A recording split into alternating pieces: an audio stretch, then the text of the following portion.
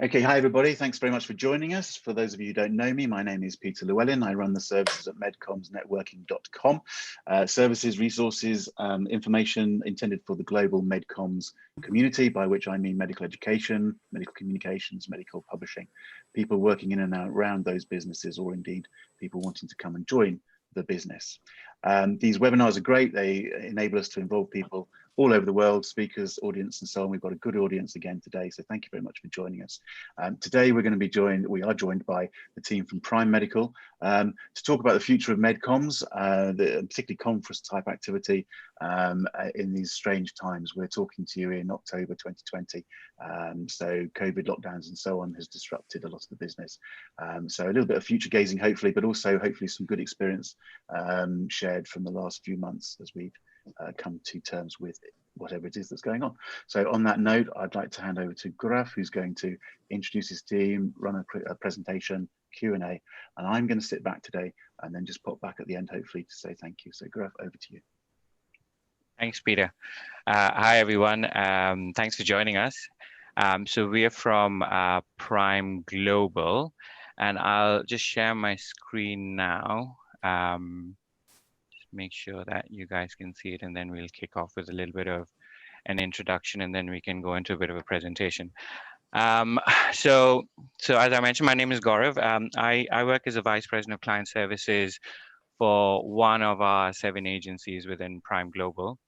And for all purposes, I'll be Peter Llewellyn today for a little bit, trying to moderate this the discussion that we have, and the team from Prime Global. Jose, who's an agency lead within Prime Global for one of our agencies, Michelle, who is the head of our digital team, and obviously massively key in terms of all of our planning for our COVID virtual digital medical communication strategy. Sam, who is a key lead within the client services team for one of our agencies, and then Safir, who is one of our leads from an editorial and scientific perspective. We'll try and take you through some of our experiences that we've had this year, but also, as Peter mentioned, have a look into the future as well of how medcoms might look like post-COVID. So just going through to the first slide. Satya Nadella, CEO of Microsoft, actually captured this really well. And we do believe that there are going to be 3 phases because of COVID. I think we've responded. Whether we've responded adequately or not is a point of discussion, which we will have. And I think we've done pretty well considering the situation. And then recovering from it, and then I think the reimagining aspect is something that we're just getting into, because anything that is new, that is change, I think is difficult to perceive, but we do believe that post-COVID there is going to be a big change, which is quite exciting in itself. So I think looking at the future in terms of how are we reimagining medical communication, I think that's one of the key things that hopefully we can discuss today. But I mean, we all know that virtual digital communications is not something that's suddenly happened. It's been happening for quite some time, but I think 2020 has really brought it to the forefront of the agenda. And yes, we weren't prepared, but we responded. We're recovering, and hopefully we can now build on it. I think there's going to be a lot of movement from a technology perspective, from a consistency perspective. There's a lot of inconsistencies between how different congresses have handled it. But even within the year, from the beginning of the year to now, we've seen massive improvements in terms of how, for example, congresses have handled it, how pharma have accepted it, what are the different aspects of virtual that we're going to be using moving forward. I think it's quite exciting. So we've kind of broken this up as a team into these 4 different areas for medical communications. Obviously, congresses is a big part of it, but there's also the meetings, which has been hit big time.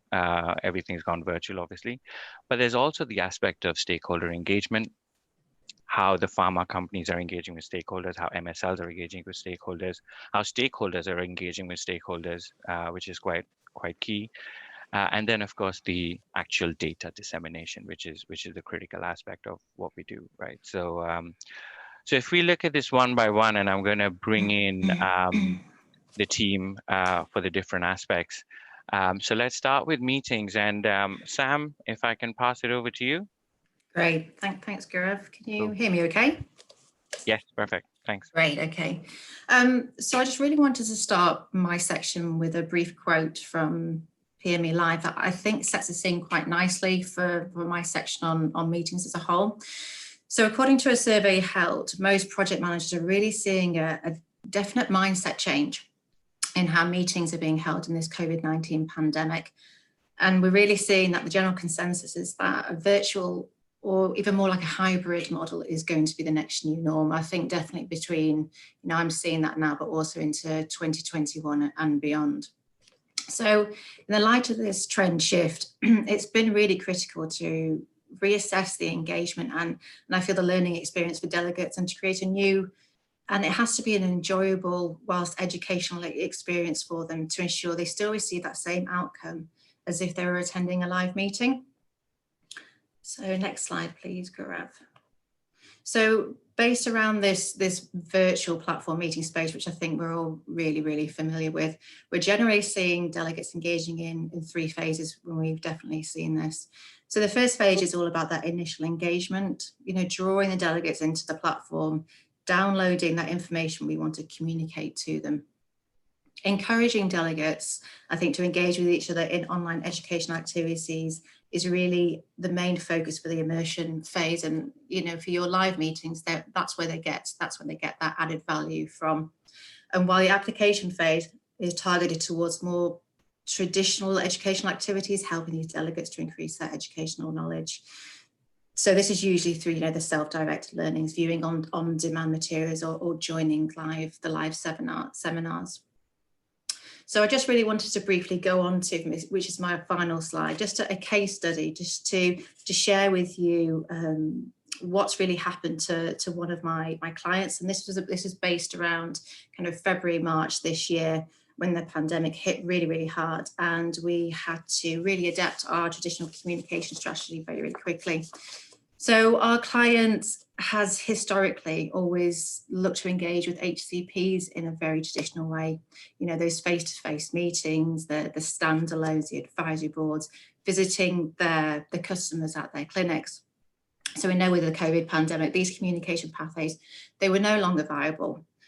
So we were tasked to find a really quick, and I have to say it's very quick, but a really innovative way, not only to communicate the client's key messages, but to really first and foremost, we had to develop a solution of how to collect permissions from these HCPs, of course, within GDPR, to receive this information. So our approach was really to first to work with the field team, with the sales teams, and to provide them with communications to approach their customers and build that engagement. This was done by targeted email campaigns. We also developed quite a lot of new content that they hadn't seen before to really start to engage them.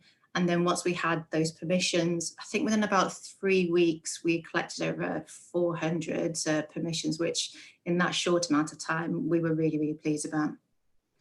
So in parallel to this engagement as well, we built a really solid communication plan for that year, just not looking at those short-term wins and thinking about, the on-demand webinars, but really wanted to pepper those additional educational activities throughout the year. But we also wanted to look at those long-term goals as well, really focusing on, those key strategic drivers and providing clear messages and outcomes. And all of those tactics really included a mix of educational assets. So we included videos. We worked on a lot of podcasts as well, because we know that HCP's time is very short at the minute. So we had the opportunity to really push through, those educational engagement while the HCPs might have been kind of traveling to work, for example, as they had to go into the clinic. But we also looked at a series of webinars, both to be on demand and live as well, just to ensure we kept engagement of HCPs. And finally, what we did to tie all of these activities together, we launched a closed educational platform so we could focus on the product information, but also on educational materials, really to allow all of the continual engagement for the field force and their customers. So overall, we were and we're still delighted with the level of engagement by HCPs.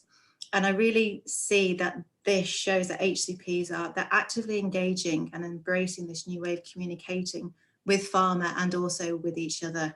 And that this virtual hybrid model of meetings is something that we really can't ignore going forward. And I really do see this becoming the norm in 2021 and on beyond, really. Awesome. Thanks, Sam.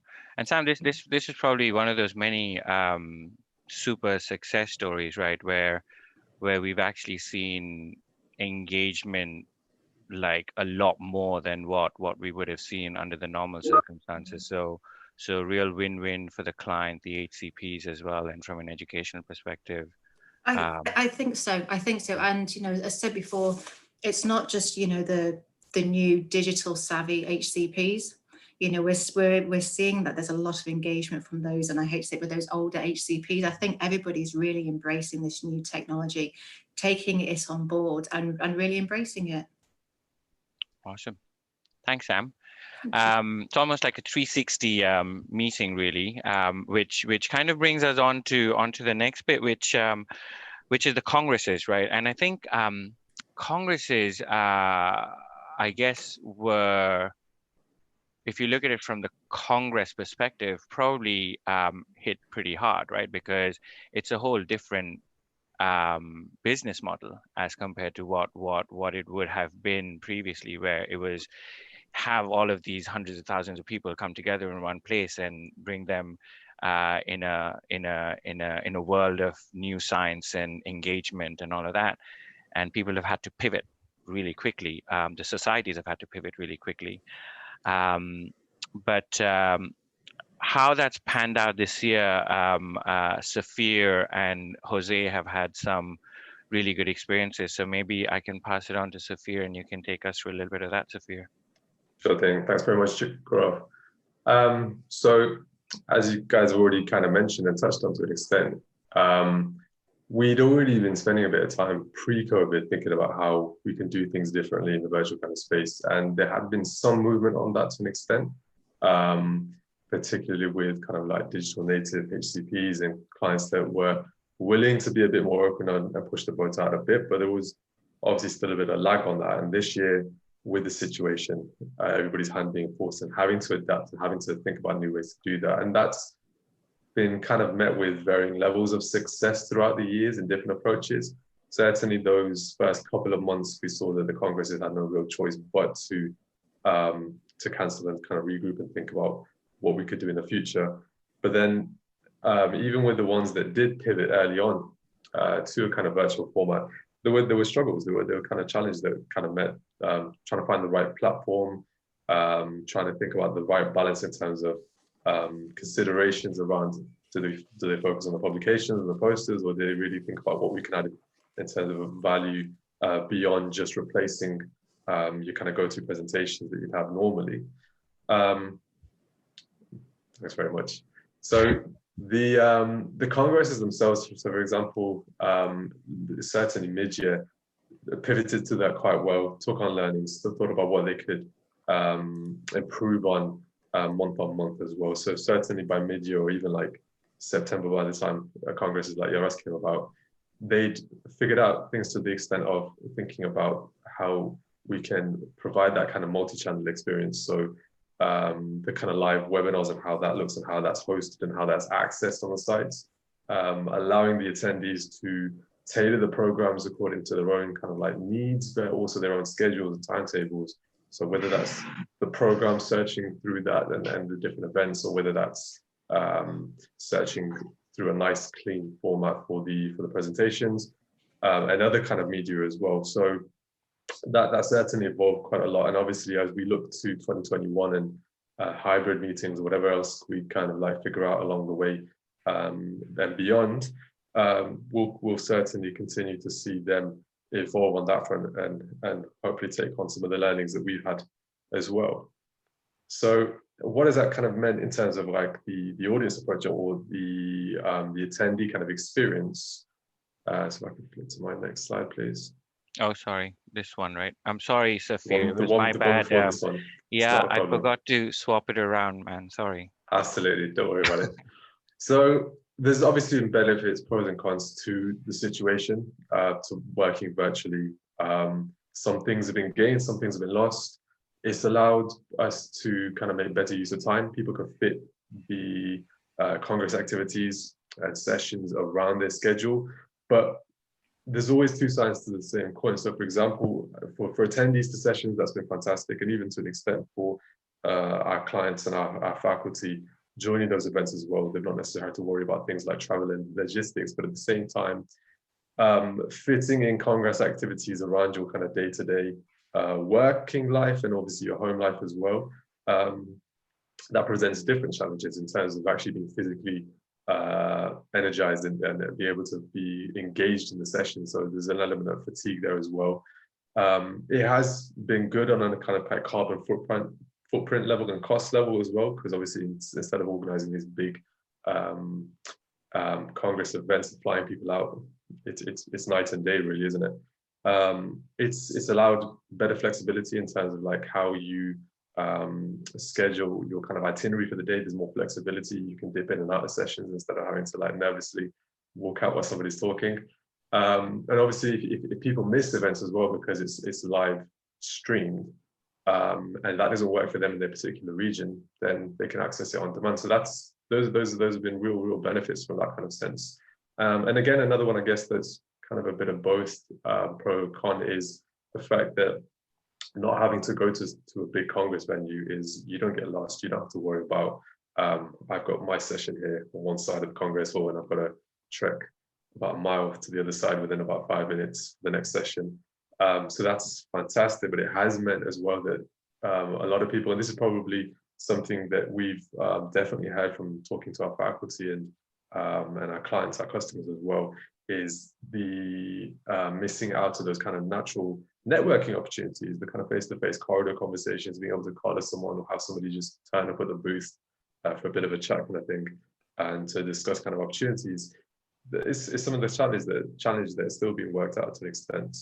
Other kind of things which are probably a little bit glitching or have posed those real challenges throughout the course of the year, and the Congresses have had to adapt to, is the tech issues, because whether that's our faculty and getting some of them up to speed, because there's obviously very big differences in terms of people's familiarity with tech and how quickly they come up to speed. Whereas live, they just turn up 10 minutes early, get mic'd up, and they're good to go. Here, they're relying on them to click the right button at the right time. And that's been tough, especially when things haven't been so well figured out on the Congress side and on the society side of things. So that's been challenging at times. Yeah, just also kind of motivating yourself as an attendee to designate the time in amongst your busy kind of like life. But generally, the kind of feedback that we've got, I think everybody's kind of carrying in the same kind of boat in terms of it's a novel experience and trying to ride with that. We've put a few snapshots there, kind of perspectives that we've had or been able to dip into on kind of like social media conversations. And I think on the whole, people are kind of finding it's actually worked better than expected. And there's been some good benefits they didn't necessarily anticipate. So, I mean, my last bit is really just to basically talk through some of our experiences, especially one of the key congresses like mid-year, that we found worked particularly well once some of these kinks had begun to be worked out. And it's an example of a symposium that we did. A series of Congress activities centered around a symposium at one of the Q3 kind of congresses. Now, for this particular example that I'm presenting here, this had kind of several challenges. One, it was challenging in the first place because for this client of ours, it was a new medical initiative that they were looking to launch in the wider community, and this was really going to be the first big event to push that through and make a bit of noise on it externally. But having to then do that in the COVID, in the virtual kind of environment, was then another layer of complexity as well. So we made sure that we worked quite closely with the Congress team, and that we understood the kind of tech that was on offer and the different options that they were offering as part of their package to the sponsors, and what we could and couldn't do, and how we could basically tie that up with the content that we were developing in the wider part of that project plan for this initiative.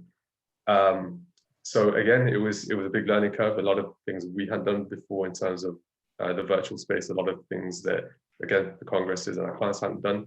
The deliverables, it was very much kind of adapting what we would kind of do traditionally, rethinking that. So pre-recording the symposium presentations and understanding the way that we then tied that in with the back and forth Q&A, and then breakout discussion sessions as well. Required a lot of thinking, a lot of it before planning ahead of time. Teaser kind of show reel videos, so whether to advertise the symposium itself or as just the kind of teaser and nice kind of dynamic video for our medical initiative. That was something that we had part of the package, and we made sure that we did that sufficiently as well. Other materials as well, so whether it was things like Q&A, FAQ documents, other materials that we could put on the quote-unquote virtual booth, which again, Jose is going to talk about that side of things again in a bit more detail in a minute. And then other kind of live standalone sessions as well for discussion, whether around case studies or other things like that as well. It was all kind of part of the package that we worked on in and around this initiative. The results, which is probably the most interesting part here, which blew us away, and our clients, our faculty, and anybody that we spoke to about this was really, really blown away and excited about this, was we found, whereas you would typically get about 20,000 people registering to an event, that engagement, that registration was much higher, as you would kind of expect. But whereas again, you'd probably expect maybe 500 to 800 people attending something like an industry-sponsored symposium, we had close to 21,000 people across the views, across the different live pre-recordings for the symposium, for example. So that was essentially 60 to 80% higher than what you usually expect, which just blew us away. And there's obviously multiple reasons behind that, and we had learnings along the way, which we'll obviously pick up again later in the discussion. But yeah, from a Congress event, symposium, etc. side of things, yeah, it was a great one for us. Thanks, Safir. That's really good. There's actually a comment from Orla which said, "Could you run through the results, please?" I mean, and obviously these results look awesome, right? So, yeah, I think Orla, your wish has been sorted. So hopefully you got a bit of a good idea of the results. But these are quite impressive, right? And I think basically what we've noticed is that there's a lot to do with how the Congresses have adapted to different technology as well, and what Safir was presenting in the initial slide about how the Congress provided these different options, because not all the Congresses provided these options. There wasn't a lot of uniformity across how the different Congresses work. So if you're looking into the future, and this is why we're calling it the Congress 360 experience, it's like going around in full circle about how the Congresses will adapt in the future. And maybe there's going to be new guidelines that come into place where all of the Congresses will have some uniformity in terms of how we do these virtual meetings. But some great stuff there, Safir. I think those results speak for themselves. There's a question from Sarah about how receptive were Congresses to accommodating compliance, client-specific needs. Did they take one-size-fits-all approach? I don't know. Jose, do you wanna address that? Do you have any thoughts on that before we move into your section? Maybe it's a nice segue into your section as well.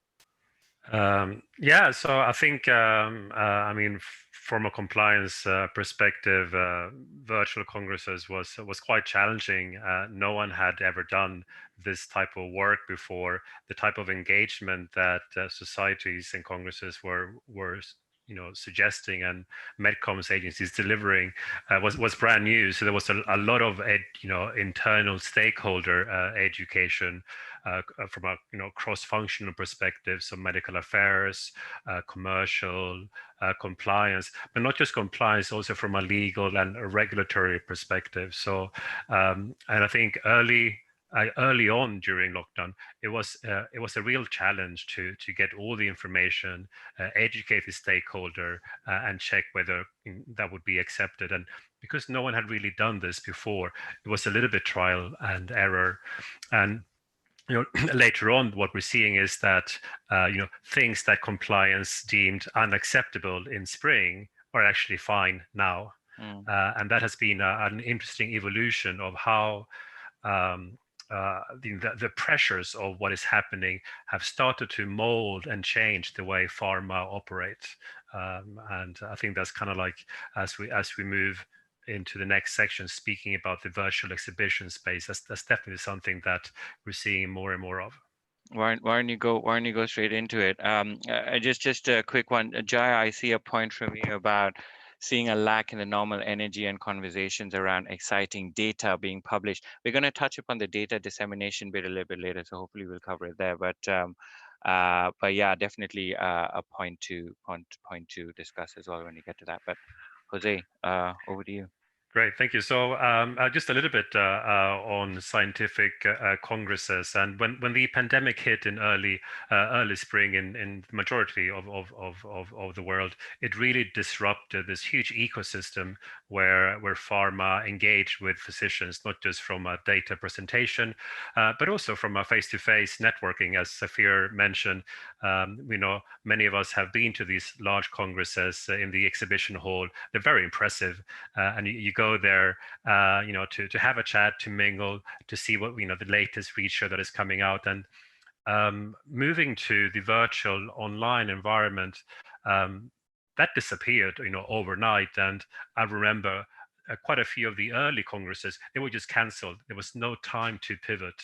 And then the congresses that did pivot did so, and I think there was maybe partial success. There wasn't much time. There was a real delay in congresses providing MedComms agencies with the information. What are their requirements? How are we going to do this? How are we going to do that? So it was a real struggle, I think. We did a reasonably good job in finding this out, and there was a very steep learning curve. And to kind of like echo the question about compliance, it was a steep learning curve from a compliance perspective, but also from the congresses. And no one had ever done, a virtual congress for 40,000 delegates. So the scalability hadn't yet been done, and we had to do it in a very short space of time. In terms of how quickly we could adapt to the new world, I think we adapted relatively quickly, and what we see at the moment in the virtual exhibition space is that most congresses tend to offer a few bespoke solutions to how pharma can continue to engage with physicians, in lieu of having a physical booth. And they really range from static landing pages with links to assets, whether that's a poster or a publication, a video, to the more like immersive experiences of having a fully 3D virtual booth or a microsite that contain downloadable asset. To Sam's point earlier, the average duration is about 4 minutes. We're also seeing that physicians are they're more likely to watch a 4-minute video than read through a 20-page PDF. So all of these things that pharma used to have in the physical booth as a giveaway have to be adapted, and I think we're still in the process of adapting from physical to online. And I think there's a natural reaction to just take the physical solution and wrap it in an online packaging. And I think if societies and pharma and MedComms agencies today were to design a virtual environment, we would probably design it a little bit differently to what we're doing now. And I think this really then poses the question, what does the future hold? And I think this is the $1 million question. No one really knows. And then how do you plan for the unknown? And from my experience, in MedComms, always we contingency plan. If option A doesn't work, what are we going to do as a backup? And I think I would have liked to see a little bit more of that on the congresses. I think early on it wasn't possible, but I also think that some of the congresses were maybe a little bit over optimistic that the pandemic would be over by autumn, and some of these congresses were going to happen in the physical environment, and that wasn't the case. And we're still seeing some congresses quite slow to pivoting. And speaking to a few clients, I think there's really two different schools of thought. One is the one that is really questioning: is it really worth having a virtual exhibition space, because you can imagine in an exhibition hall with a physical booth, there's a lot of investment, but it's also a lot of attraction. In an online environment, we're talking about a website, and there was some discussions that congresses were prioritizing, data dissemination, the satellite symposia, the poster presentations, the oral presentations, and the sponsors came second. I think that has started to shift, and while some pharma companies may question the benefit of having a large online presence through a virtual booth, other companies are taking this as a real opportunity and think, well, how can we reimagine virtual congresses, and how can we reimagine the pharma HCP experience? So I think 2021 and beyond, it's exciting. There's a lot of work going on within Prime Global that we're discussing with our clients. So I would say stay tuned to what the future holds. Nice one, Jose. I'm a little bit conscious of time as well, and we've got a few other sections to go through. So we'll try and get through those quickly. Michelle and me, I think, who have the next few slides. But I think that there's just a few really interesting comments that have come through, actually, which are quite interesting. So there's one where Gabor actually says, "What is your magic formula for virtual booths to encourage HCP visits and interactions? Is it content? Is it technology?" And I think you kind of covered that a little bit, but I don't know, Jose, Michelle, do you wanna add to that? And I think Michelle, you've got a lot of thoughts around that, right? I do indeed. I think the magic formula is that, and I think it's one thing that we really do need to consider as an industry, is a user experience and that delegate experience. And I think that's really fundamental in terms of that magic formula. So Jose was saying there's a lot of different options out there at the moment for a virtual booth, but what we really need to ensure is that we're providing that seamless and immersive experience. And that's what outside the pharma industry are doing quite well at the moment, which we'll talk about in a few slides. Awesome. Cool. And there's just another comment about from Olga: if the virtual congress are to stay, they really need to step up their game. Totally agree with you, Olga. And I think what's happened is that's kind of what we have already seen in the, like I said, the respond, recover aspect. I think we're still going through the recovery phase and the reimagined phase. If you can imagine 2021, I think we're still going to have virtual conferences, right? I don't think we're going back to live next year. And if that's the case, then another whole year of virtual conferences means we better get our act together. And I think the congresses will have to get their act together. And there has been great improvements over this year, but next year we're going to look at investments into virtual platforms. Instead of spending that money on the logistics, on the venue, on the hotels and accommodation, etc., that money is going to be reinvested into what is the best user experience. What are those virtual platforms? There's a comment from actually someone who said they're from the client, Dominic Jack. As a client, we're really seeing the loss of ad hoc conversations. I think technology is going to try and fill that gap. We've seen various different event platforms, and Michelle, I'll let you talk to this because I think that's a really good comment, because I think within congresses and in the insights that Saf mentioned, what delegates are really missing is that peer-to-peer connection. So we need to really look and see how we can capitalize on that and really ensure that we're providing that peer-to-peer collaboration. And this is one of the things that outside of the industry are doing really well in terms of social media engagement, and it's something that we need to look at. The last few slides we've looked at inside the industry, but anybody that knows me knows I'm fundamental about looking outside of the industry to really ensure that we're bringing fresh ideas to the table. And there's 3 virtual conferences I've been keeping an eye on.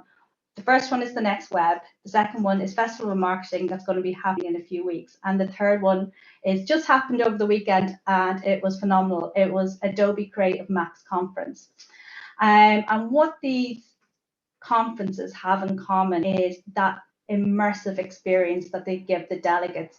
Their imagery, their use of animation really brings you in and entices you into different types of content. And I do think this is something that potentially we could capitalize on in 2021 and really provide that immersive experience for the delegate. I particularly really liked the Adobe Creative Max conference that happened over the weekend, not only for this use of dynamic imagery, but also the way that it really gave that 360 delegate experience by bringing in different channels. And what was really good was their use of social media in terms of providing that peer-to-peer connection. And what they used really well was these avatars that delegates could share on their social media platform when they were sharing content. And it was something that really helped bring the conference live. So what we can do as an industry, let's just move on to the next slide, Gaurav. Yep. So what we can do as an industry is really look outside of our industry and take fresh ideas to the table from these conferences that are really giving that immersive delegate experience and really putting the user first and when looking at online engagement. Thanks, Michelle. Yeah, and Michael, how about embracing AR and VR to enhance the immersive experience? Absolutely, but I think again, keeping the user journey in mind, right? Michelle, would you agree with that? Oh no, definitely. And there was we were actually talking about this yesterday.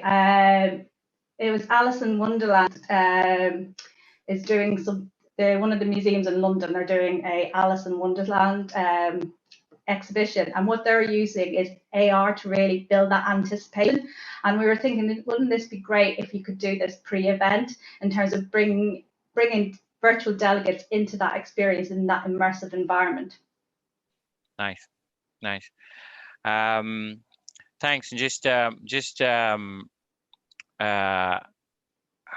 I think we've kind of been having discussions as we go along, but I don't know, from the panel, do you guys see any questions from the audience that you want to cover?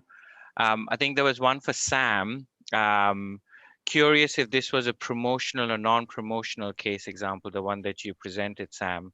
Yeah. And how, would you consider a 4-minute average duration of engagement good?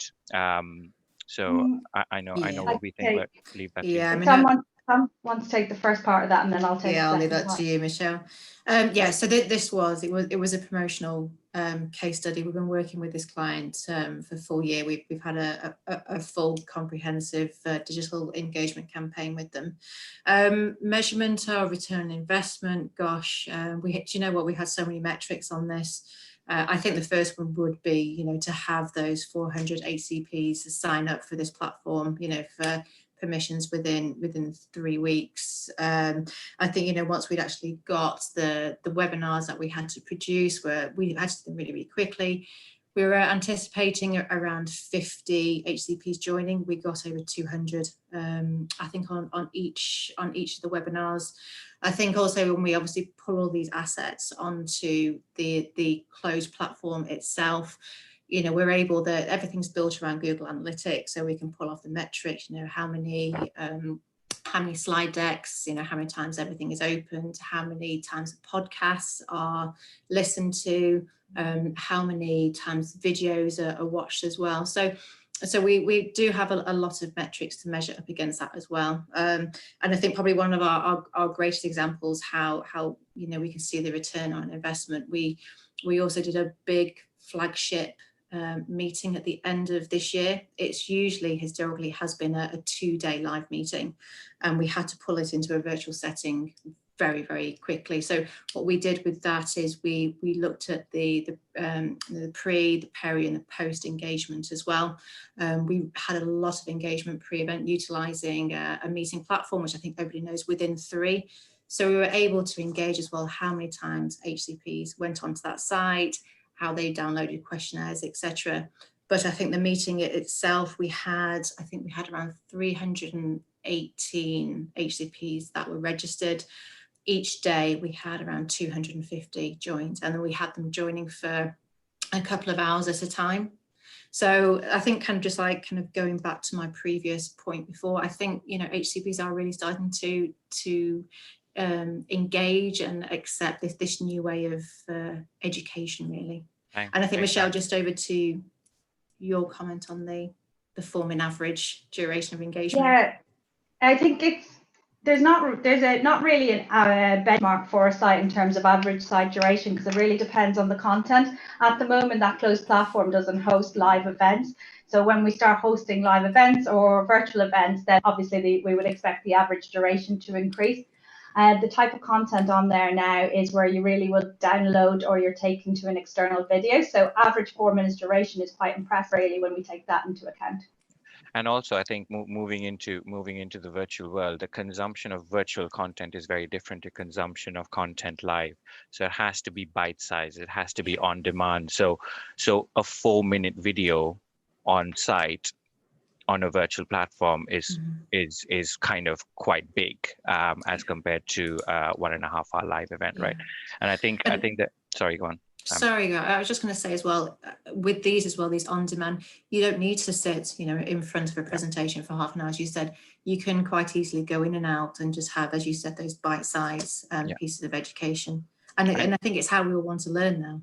Yeah, and I think this is how symposia is probably going to work out much better as well, right? It's not going to be a 1.5-hour symposia. It's probably going to be small chunks of key pieces of information that are answering specific educational points through that 1.5 hours, but chunked into 5-minute video sections. Maybe. Which again, they can then access in their own time on demand. Sorry, Michelle, what were you going to say? And also, just on that point, we've got a question in for Dominic, and it's really interesting in terms of pharma being weary of social media and doctors the same. That's really changing, and we've done a lot of research in this recently, especially me and Saf, and we can touch on this in terms of stakeholder engagement. Hey, Twitter is a hotbed for HCP peer-to-peer discussions, and it's something that, in terms of next post-COVID-19 and reimagining that virtual space, of course we have to do it compliantly, but it's definitely a channel we should be considering in terms of allowing our audiences to connect with their peers and have a educational discussion. And yeah, I can understand farmers wary, but I do think that's going to change. Yeah, and I think just in the interest of time, let's just quickly go into the next stage. But there's been a lot of different comments about will the novelty wear off? And I don't know if we can cover that through the presentation over here, because there's a lot of comments about Zoom fatigue and whether this is just a lot of people attending now because it's new and interesting, and will that wear off later? But I think just covering that off very quickly over here, I think stakeholder engagement, MSL engagement, that I think, Dominic, you mentioned this in your point in one of your comments, where you said that we're not seeing that face-to-face engagement, and you're having to replace that with a lot of additional ad board type of events as a client, which is interesting, and that's probably the case now. But imagine that evolving from the perspective of technology, from the perspective of how we actually reimagine the future, because there are already platforms that we're seeing that are using, for example, there's 60,000 people coming to this Congress. AI is looking at their interests and their needs, and then automatically segmenting them out into groups of 15 people. And they're having small closed discussion groups of 15 people, and like-minded people are being segmented in together. So there is technology that is advancing the concept of virtual interaction and collaboration as well. So there's a lot to see from that perspective. And I think we've also been looking at how we can enhance online thought leader interaction and engagement. And this is one case study that we're showing, where it's a platform that we developed essentially to help exchange information with healthcare providers, where this was from pharma to HCPs. And you're not going to have your live face-to-face MSL interaction, but you do want to know, what do the HCPs need? What are the kind of content they want to look at? And it's a built-in interactive tool that essentially understands the HCP's needs and automatically pushes out information, including things like an MSL chatbot and various other things that are built into it, which is quite cool. And we got, it got some good traction as well. So that's one. And I think Michelle, you wanted to make a nod on this slide towards the importance of digital online leaders and bringing them to the forefront of current interactions as well. Yeah, definitely, Gaurav. And I think we covered that in terms of the prevalence of social media within the MedCom space. Perfect. Sorry, guys. If you guys can just look at any questions and bring it up, I'm just going to cover off this last bit. Data dissemination, and this is a key aspect of medical communications, and this is something that we have been doing, right? Publications, posters, orals, but also using all of those enhanced resources to extend the reach of the data. If you've been working in medical communications for the last 10 years, we've been talking about doing this, but it's been slowly getting more and more important. Journals are beginning to allow for these additional enhanced content to be included within their publications. This year, you saw pretty much all the congresses saying, along with your poster, please provide a KOL video. Now, that wasn't always the case, because obviously there was more face-to-face interaction. But imagine what you can do with these enhanced resources. How can you then extend the reach of your data using the right channels, using the right compliant channels? And there's a lot of gray area at the moment, and this is why we're saying that there may need to be more. There needs to be new guidelines that come into place so that there's consistency. And this is something that the data hub, what we call the data hub, which is essentially a one-stop shop for all of your data resources, right? So you've got a publication that or you've got a poster that's been presented at X Congress. You as a pharma company, or you as a medical communications agency working on behalf of a pharma company, develop a data hub for that pharma company that is hosting all of that information in one place, and then you can actually extend the reach of that through other channels. And there's a lot of different companies that are already hosting these data hubs, which we've seen there for many years now. But I strongly believe that moving forward, these data hubs are going to become even more important and actually going to be used a lot more, because it's going to be a collaboration between congresses, journals, and pharma company, where communicating the science becomes the most important aspect. And how do we do that? And how do we increase the reach? So hopefully that kind of brings some of the key points that we wanted to pull out. But any other comments, Jose, Michelle, Sam, Safir, on some of the things that we just covered off in the end, because I know we just rushed through that a little bit. No, I think one of the points on the data hub, Gaurav, and I'll keep this really quickly because I know we're over time, is I think in terms of any type of engagement online, we really, as well putting ourselves in the shoes of the user, we really need to make it easy for them to consume that. data or information, and that's where something like the data hub really helps. And we've had really good experiences with that, where we ourselves in the shoes of a user, and we thought, this user is not going to scan 46 posters, so if we can put it in one central location and make it bite-sized, it will increase engagement, and in that instance we extend the reach by 25%. Yeah, we've seen some great statistics on that, right? Peter, what's the plan? Should we continue, or would you like No, us if you to? don't mind, I'm gonna jump in, guys, because we Yeah. are over time, and I'd like to. I think that's a good note to finish on, a nice positive note. Lots of very good practical information in there, and I personally, I just love the fact that we're now seeing case history type, practical experience. You know, a few months ago we were thinking what's going to happen. Now we're actually talking about what's happening. So huge thank you to you for sharing that. But for the purpose of the video, I'd like to wrap this up now. Those of you who are watching the video, please don't run away, because we've got at least another 5 minutes or so when we can answer a few more questions. In fairness, we have got a lot of comments and questions that have come in, but I think we covered a lot of ground there. Huge thank you to you guys. If I can say on your behalf, I assume you're all happy for me to say that if anybody wants to follow up with you individually, LinkedIn is the obvious place to go. Reach out and talk more, okay? If anybody's interested in more of what we do from MedComms networking point of view, then medcommsnetworking.com is the website to go to. There's webinars every Wednesday at the moment, and if anyone misses the webinars, go back to NetworkPharma TV is the obvious place, where there's now more than 250 videos, these sorts of videos on all sorts of content. So lots of good content there, and please, everybody in MedComms and beyond, join in and tell me what you think and what else we can do. So huge thank you to you guys. I'm going to stop the recording now, and what we do now, because it's a bit of a thing, is I ask you all to just give us a little wave and we'll say bye-bye. So here we go, bye-bye.